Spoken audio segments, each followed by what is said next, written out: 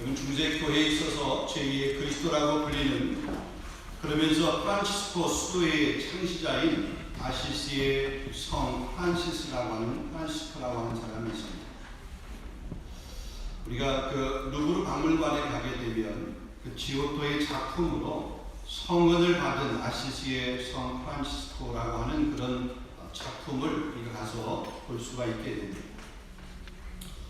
그는 다른 일반적인 성인들과는 다릅니다. 죽음으로 자신의 신앙을 보여주었던, 그 신앙의 증인이 되었던 그런 순교자도 아닙니다. 그렇다고 유명한 설교자도 결코 아닙니다. 신학자도 아닙니다. 한 번의 설교에 수많은 청중들을 감화시키는 그런 명설교자도 아니었습니다.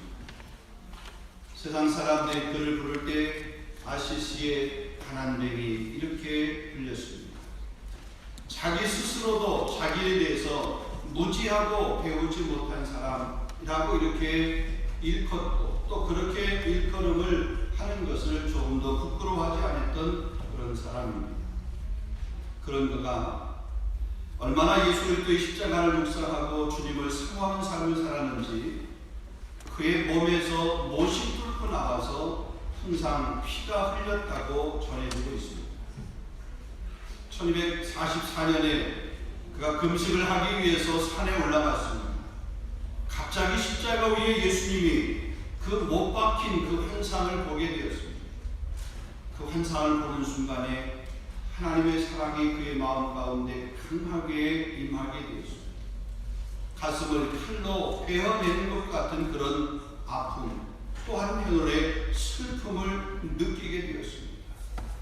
바로 그 순간에 그의 손에 못자국이 나타나게 되었고, 죽을 때까지 그의 손에 그 못자국, 그것이 새겨져서 살았다라고 하는 그런 의미입니다. 그에게 하나님께서 들려준 음성이 있습니다. 그에게 하나님께서 맡겨준 그런 사명 미션이 있습니다. 그 미션은 중세교회가 그렇게 무너져가고 있을 때 무너져가는 교회를 고쳐라 라고 하는 것이 그에게 맡겨졌던 미션 사명입니다. 평생 그 손에 있는 그 스티그마, 그 흔적을 가지고 보면서 교회를 세우는 일을 위해서 평생을 살았다라고 얘기합니다. 우리가 걸어온 길에 발자국이 남는 것처럼 사람이 살아온 인생길에는 반드시 자신이 살아온 대로의 흔적이 남게 되어 있습니다. 그렇기 때문에 우리가 인생을 살면서 어떤 발자취를 남기느냐라고 하는 것은 대단히 중요합니다. 믿지 않는 사람에게도, 더더욱 믿는 사람에게는 더더욱 그렇습니다.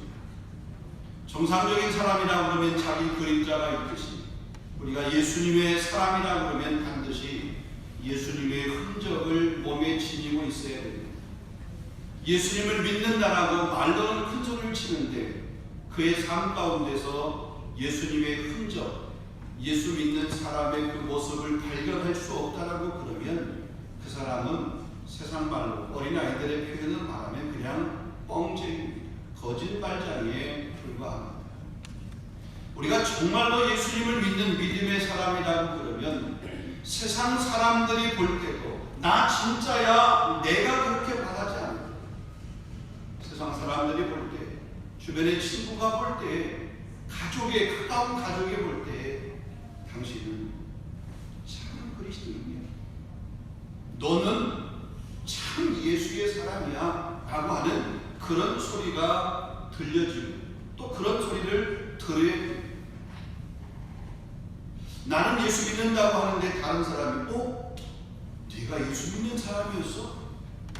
너 예수 믿어? 만약에 나에 대한 평가가 다른 사람들이 그렇게 그 입에서 나오게 되고 평가된다라고 그러면 나는 예수를 잘 믿고 있다 라고 그렇게 이야기할 수 없을 것입니다. 아니, 나는 예수 믿는 사람이다라고 이야기하는 것 자체가 오늘 본문은 우리 사도 바울이 갈라디아 교회의 성도를 향해서 편지하는 그런 내용입니다. 그 편지의 마지막 부분에 가서 자신이 예수님의 흔적이 있다. 나는 예수님의 흔적을 가지고 있다. 라고 하는 것을 자랑스럽게 이야기하는 이 모습이 오늘 본문의 내용입니다.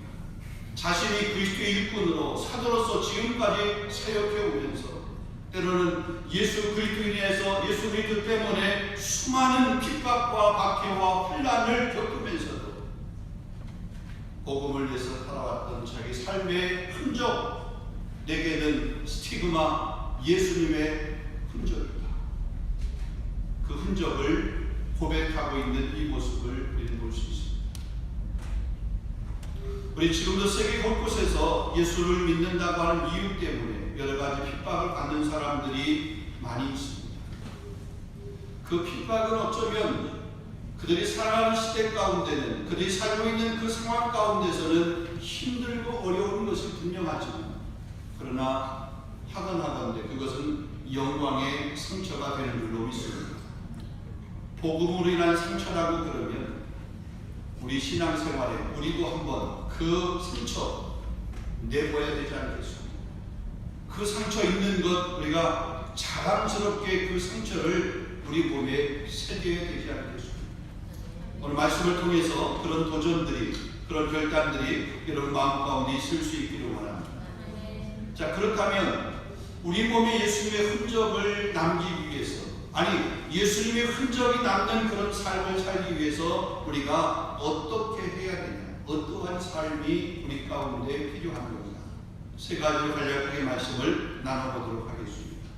첫 번째로 보면 예수님의 흔적 있는 삶은 새로 지음 받아야만이 가능합니다.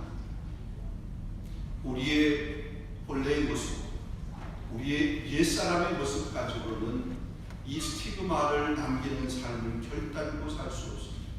오늘 본문 15절 말씀이 이렇게 말합니다. 할례나 무할례가 아무것도 아니로되 오직 새로 지으심을 받은 것만이 중요하다. 한번 따라하겠습니다. 새로 지으심을 받은 것만이 중요하다. 아멘. 그럼 당시 유대주의자들은 외식적인 것, 곧 외적인 것, 다시 말하면 할례를 중요하게 생각했습니다. 구원이라고 하는 것이, 구원받는 것이 소위 말해서 믿음 그것 가지고는 온전하지 않다라고 생각을 했습니다. 그래서 율법을 지켜야 된다, 할례를 받아야 된다라고 그렇게 주장을 하게 된 것입니다. 사도행전 15장 1절을 보게 되면 어떤 사람들이 유대로부터 내려와서 형제들을 가르치되 너희가 모세의 율법대로 할례를 받지 아니하면 능히 구원을 받지 못하리라. 그러니까 이들의 메시지, 이들의 말은 할례를 받지 아니하면, 모세의 율법에 그렇게 규정되어 있는 그 할례를 받지 아니하면 구원받지 못한다. 구원의 조건이 할례인 것처럼 그렇게 입을 모아서 이야기했던 것입니다. 자, 그러면 그들이 왜 그렇게 할례를 강조한 것입니까? 바울이 본문 12절 말씀에서 할례를 강조하는 사람들을 가리켜서 육체의 모양을 내려 하는 사람들이다, 이렇게 표현하고 있습니다. 외적, 육체적 표시가 있음을 과시하려고 하는 그런 사람들이라고 하는 것입니다. 여러분, 할례라고 하는 것은 몸에 새긴 것입니다. 하나님의 언약의 징표로 아브라함에게 주신 것은 분명한 사실입니다. 근데 여러분, 할례라고 하는 것 그 자체, 그 행위 자체는 아무것도 아닙니다. 그런데도 이 유대주의자들은 그것을 대단히 중요한 의식으로 생각을 했습니다. 할례를 받지 않으면 구원받지 못한다, 믿음으로 안 된다, 이런 것을 주장을 하는 것입니다. 그래서 자신의 육체에 뭔가 이렇게 흔적을 남겨야 된다라고 하는 그런 생각, 그것을 강조하는 것입니다. 근데 바울은 반대로 할례가 중요한 것이 아니다, 할례를 행함으로 구원받는 것이 아니라 믿음으로 말미암은 구원이다, 믿음의 구원을 이야기하는 것입니다. 그 15절을 보면 사람이 할례를 받았는가 안 받았는가 그것이 중요한 것이 아니라 거듭나서 새로운 피조물이 되었는가, 그게 중요하다. 새로 지으심을 받아야 된다. 그러면 새로 지음 받는다는 것이 무슨 뜻일까요? 예수 그리스도를 우리 인생의 주인으로 모시고 하나님의 형상대로 회복되는 것, 그게 바로 새로 지음받는 것입니다. 고린도서 5장 17절 말씀 말합니다. 그런즉 누구든지 그리스도 안에 있으면 새로운 피조물이라. 이전 것은 지나갔으니 보라 새 것이 되었다. 그리스도를 온전히 주인을 삼게 될 때에 새로운 사람이 되게 되는 거죠. 할례를 받았기 때문에 새로운 사람이 되는 것이 아니라 예수 그리스도로 말미암아 예수님이 나의 온전한 주인인 것을 내가 고백하고 믿음으로 말미암아 새로운 사람이 된 사람에게 할례 세례라고 하는 것을 베푸는 것이죠. 여러분, 교회 역사를 가만히 보게 되면 외식과 형식을 강하게 붙들었던 시대에 붙들었던 사람들이 있습니다. 그런 사람들, 그런 시대를 향해서 하나님께서 예언자를 통해서 선지자를 통해서 이렇게 말씀을 했습니다. 그들을 책망했습니다. 이 백성이 입술로는 나를 가리켜 나를 가까이 하고 입술로는 나를 공경하나 그들의 마음은 내게서 멀도다 하고 있습니다. 여러분, 서기관과 바리새인들 한번 보십시오. 외식의 대표적인 자들 아닙니까? 경건의 모양은 가지고 있는데 경건의 능력이 없는 사람들 아닙니까? 경건의 모양만 있지 경건의 능력을 부인하는 사람 아닙니까? 주님 말씀했습니다. 마태복음 7장 21절 말씀에 나더러 주여 주여 하는 자마다 천국에 다 들어갈 것이 아니라 오직 내 아버지의 뜻대로 행하는 자라야 천국에 들어갈 것입니다.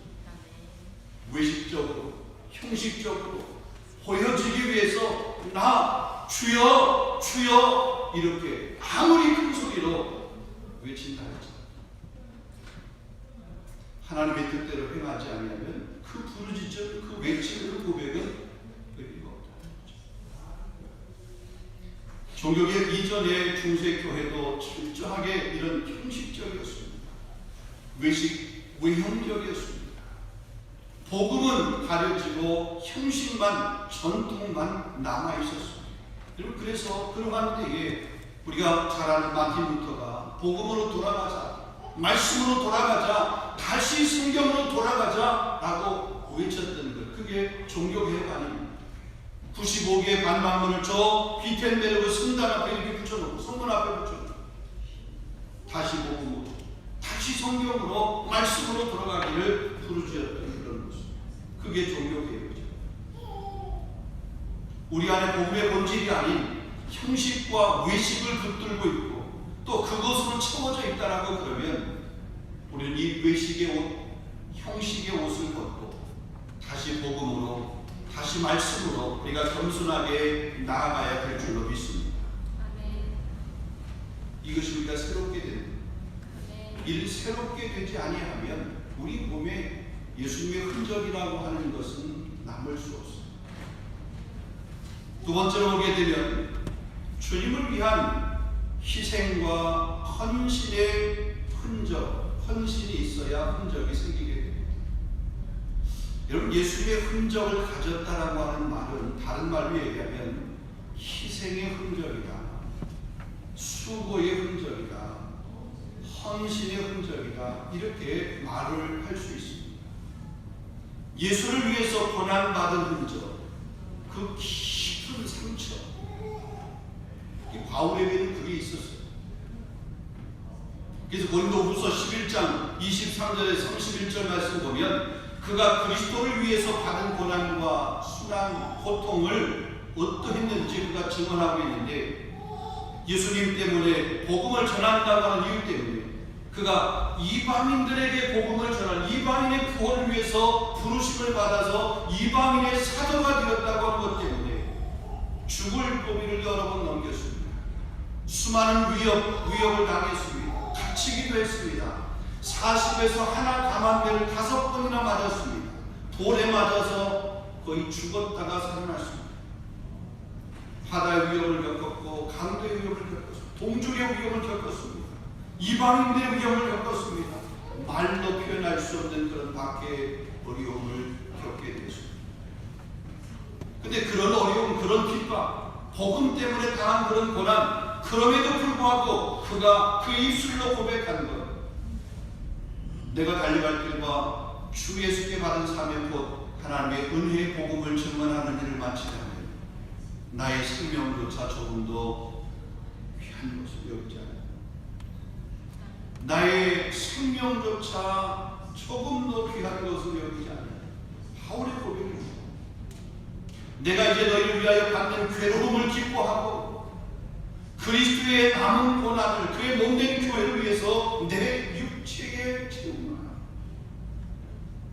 그게 고백이고 그가 그렇게 고백한데도 그가 실제 그 삶을 살았기에 갈라디아 교회에게 내가 예수의 흔적을 가졌다라고 그렇게 고백을 하고 있는 모습을 보게 됩니다.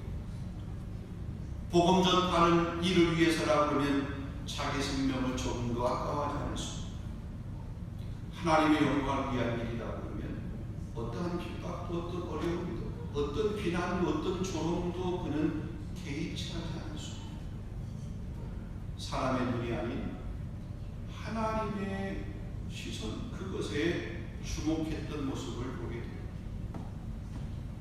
그리스도를 위한 희생이라면 그 무엇이라도 말하지 않고 온 몸으로 받아냈던 사람, 그 사람이 바로 사도 바울입니다.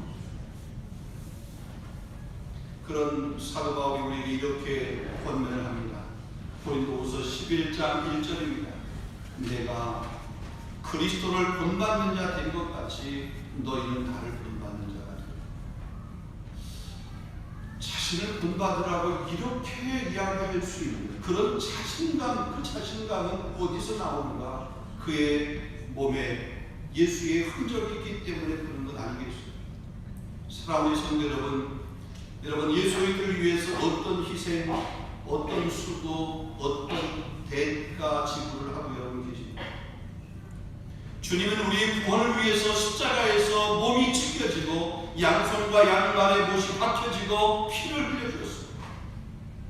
그렇다면 주님이 우리를 위해서 주신 이 십자가까지는 아니더라도 주님을 위해 고난에 참여하는 것 마땅히 우리가 해야 되지 않겠습니까?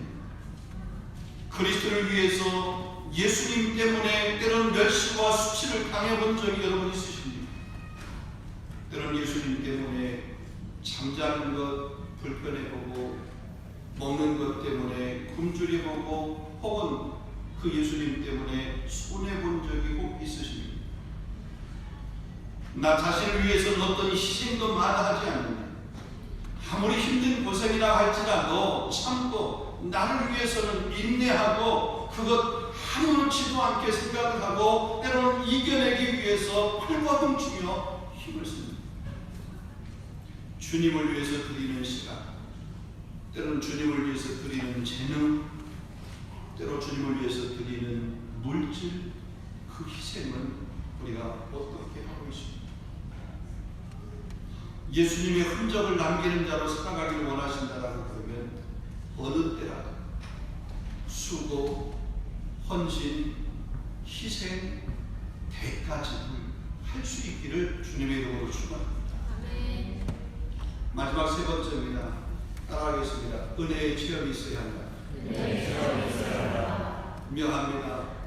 우리 몸에서 우리의 삶에서 예수님의 흔적이 새겨지기를 원하고 우리 몸에 예수님의 흔적이 남아있기를 원한다라고 그러면 은혜의 체험 없이는 불가능합니다. 은혜의 체험 없이 그냥 자연스럽게 신앙의 연주가 깊다고 우리가 오랫동안 신앙생활을 했다고 내가 목사의 아들이라고 내가 장로의 아들이라고 아니요. 내가 목사의 아내라고 교회 직분이 우리에게 어떤 흔적을 남겨주는 것처럼 은혜의 경험 없으면 성경의 체험이 없으면 우리 몸에 그런 흔적은 결코 있다고 우리가 그냥 스스로 내가 말하는 거예요. 뻥이고 말하는 거예요. 하나님의 은혜는 하나님이 우리에게 주시는 선물입니다. 이 은혜로 우리가 택함을 받았고 그 은혜 때문에 우리가 하나님의 자녀가 되었고 구원의 기쁨과 감격을 누리게 됩니다. 은혜의 사건이 분명히 있어야 됩니다. 바울의 예를 한번 들어보고 바울을 보면 그는 다메섹 도상에서 예수님을 만나게 되었습니다. 부활하신 예수님을 만났습니다. 자기의 죄를 위해서 십자가를 지셨다. 온 인류를 대속하기 위해서 갈보리 그 십자가 위에서 물과 피를 다 쏟으시면서 죽으셨다. 부활하신 그 부활의 주님을 만나는 영적인 은혜의 체험이 있었던 것이죠. 그래서 자신을 의롭다고 칭해주고 자신을 사도라고 불러주시고 자신에게 그런 책임을 맡겨주시는 그런 주님을 만난 거예요. 그래서 그 주님의 부르심에 감사해서 그가 죽도록 충성했습니다. 복음을 전하는 일에 온 삶을 들였던 그런 모습을 보게 됩니다. 데이비드 마티스가 지은 책 가운데 은혜받는 습관이라고 하는 그런 제목의 책이 있습니다. 그 책에 보면 하나님의 은혜를 경험하는 영적인 습관 3가지를 얘기합니다. 너무 간단한 얘기, 우리가 다 알고 있는 얘기입니다. 근데 그분이 그렇게 영적인 습관, 은혜받는 습관이라고 하면서 3가지를 얘기했습니다. 첫 번째는 뭐냐면 하나님의 음성을 듣는다. 그러기 위해서 하나님의 말씀으로 삶을 만들고 성경을 폭넓게 읽고 또 성경을 공부하고 성경 말씀을 묵상하고 그것을 자신의 삶에 뜨겁게 삶을 달고라 그랬습니다. 여러분 지금 이게 단순한 것 아닙니까? 말씀을 가까이 하라는 거죠. 말씀을 읽으라는 거죠. 매일 성경 말씀 묵상 그 교회를 가지고 우리 하루의 시간 가운데 내가 가장 귀중하게 혹은 내가 낼 수 있는 그 시간, 그 말씀 앞에 내 시간과 내 삶을 드리라는 거죠. 아멘. 눈으로 보는 것이 불편하고 힘들고 어려우면 요즘은 오디오 영상으로 들을 수도 있습니다. 말씀을 읽는 것, 눈으로 보는 것이 힘들면 들으면 됩니다. 요즘 성경 읽어주는 앱이 얼마나 많은지 그냥 켜면 되잖아. 틀어놓으면 되잖아. 그리고 들려주면.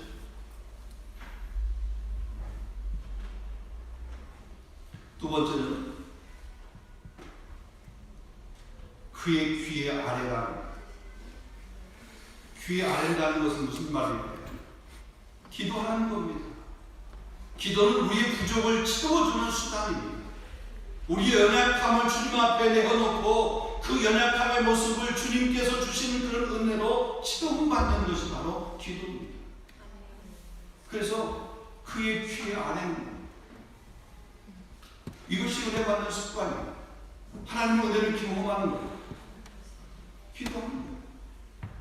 세 번째로는 그의 몸에 속하라. 그의 몸에 속하는 것은 공적인 예배에 참여합니다. 예배에 불을 지피는 것, 강단에서 선포되는 귀한 말씀 앞에 귀를 기울이며 그 예배 공동체 안에 머물러 있는 것, 그것을 말합니다. 이를 왜요? 하나님 말씀은 살아있고 운동력이 있다고 했습니다. 히브리 4장 12절 13절 말씀입니다. 하나님 말씀은 살아있고 운동력이 있어 좌우의 날선 어떤 검보다 더 예리하여 혼과 영과 및 관절과 골수를 찔러 쪼개기까지 합니다. 또 마음의 생각과 뜻을 감찰하라니 지으신 것이 하나라도 그 앞에서 나타나지 않음이 없고 오직 만물이 우리를 생관하신 자의 눈앞에 벌거벗은 것 같이 드러납니다. 하나님 말씀이 살아있어요. 운동력이 있어요. 여러분, 그러기에 우리는 경험해야 됩니다. 아멘. 체험해야 됩니다. 아멘. 은혜의 감격이 있어야 됩니다. 아멘. 구경꾼이 되어서는 안 됩니다. 아멘. 내가 그 은혜의 주인공이 되어야 됩니다. 주님을 만나는 그 감격이 있어야 됩니다. 그럴 때 우리 삶에서 예수님의 흔적을 나타내는 삶을 살아갈 수 있습니다. 날마다 은혜 안에 살아갈 수 있기를 주의 이름으로 축원합니다. 아멘. 말씀을 뵙겠습니다. 영국 웨스트민스터 교회의 목사님 캄벨 모르겐이라고 하는 목사님이 이런 말을 했습니다. 십자가에서 죽은 자만이 십자가를 전할 수 있다. 십자가에서 죽은 자만이 십자가를 전할 수 있다. 오늘날 교회는 십자가를 전해야 되는데 그 십자가를 전하려고 하지 않습니다. 십자가를 져야 되는데 십자가를 지려고 하는 삶을 잘 살진 않습니다. 오히려 번영과 축복과 이런 것에만 더 소원하고 있습니다. No cross, no crown. 십자가의 고난 없이는 부활의 영광도 없습니다. 오늘 우리 교회와 성도들이 세상의 사람들에게 너도 예수 믿는 사람이야? 너 예수 믿는 사람이야? 우리를 보면서 비난하는 혹은 교회가 영적인 영향력을 잃어가는 이유는 우리가 예수님을 위해서 죽으려는 사람이 아니라 예수님 때문에 그냥 살려고 하는 그런 발버둥을 치게 돼요. 예수님의 믿음으로 어떤 영광을 얻고 어떤 복을 받을까라고 하는 이런 생각에 더 많이 머물러 있기 때문에 그렇습니다. 예수님 때문에 손해를 보는 흔적이 필요하고 예수님 때문에 고통당한 그런 흔적이 필요합니다. 주님께 드리는 시간 때문에 내가 써야 할 시간이 손해를 보고 주님께 드린 봉사 때문에 내가 해야 할 내가 꼭 해야 할 그런 필요한 일들이 손해가 되고 주님께 드린 그런 물질 때문에 내가 꼭 써야 하는 곳에 돈을 쓰지 못하는 그 어려움이 생깁니다. 우리는 그것을 희생이라고 말할 수 있습니다. 우리는 그것을 헌신이라고 그렇게 말할 수 있습니다. 거기에 예수님의 흔적이 새겨지게 되는 것입니다. 그것을 오늘 바울은 우리에게 말씀하고 있습니다. 이러한 스티그마, 저와 여러분의 삶에도 있어야 되지 않겠습니까? 예수님의 흔적은 이후에 우리의 삶에 있어서, 아니 우리가 주님 앞에 서는 그날에 있어서 그것은 상급으로 분명히 바뀌어지게 될 것입니다. 그러나 스티그마, 예수님의 흔적이 없는 삶, 주님 앞에 섰을 때 내가 너를 도무지 모르는구나, 이 불법을 행한 자들아 내게서 떠나가라, 이런 책망을 들을 수 있습니다. 우리 주님 앞에 섰을 때 상급으로 바뀌어지는 예수님의 흔적, 스티그마를 남길 수 있는 저와 여러분 될 수 있기를 주님의 이름으로 축원합니다. 우리 8.3일 장로교회가 될 수 있기를 주님의 이름으로 축원합니다. 기도하겠습니다. 걸어가신 아버지 하나님 감사합니다. 오늘 우리에게 주신 귀한 말씀, 생명의 말씀, 바울이 이 갈라디아 교회에게 주신 말씀, 갈라디아 교회 성도들에게 내가 예수님의 흔적을 가졌다, 그렇게 자랑스럽게 그 편지에 마무리를 할 수 있었던 거죠. 하나님, 우리도 언젠가 우리 꿈끝에 호흡이 멈춰지고 주님 앞에 서는 날이 다가오게 될 텐데 우리가 그때 우리 안에, 내 안에, 내 몸에 예수님의 흔적이 있다라고 그렇게 고백할 수 있는 그 흔적이 이후에 주님 앞에 섰을 때 귀한 상급으로 바꿔지는 그런 은혜의 삶의 주인공이 될 수 있도록 인도하여 주시옵소서. 그러기 위해 때로는 나를 위한 삶보다는 내 이웃을 위한 삶, 나의 필요를 구하는 것보다는 하나님의 영광을 구하는 삶, 내 쓰기에도 부족하지만 그러나 주의 나를 위해서 더 많은 것을 드릴 수 있는 물질의 헌신과 몸의 헌신 있는 그런 귀한 삶을 살아갈 수 있도록 하나님 인도하여 주시옵소서. 우리 특별히 2023년도 이 한 해가 우리 교회 안에 이런 스티그마, 복음의 귀한 열매를 맺는 교회가 될 수 있도록 인도하여 주옵소서. 예수님의 이름으로 기도하옵나이다. 아멘.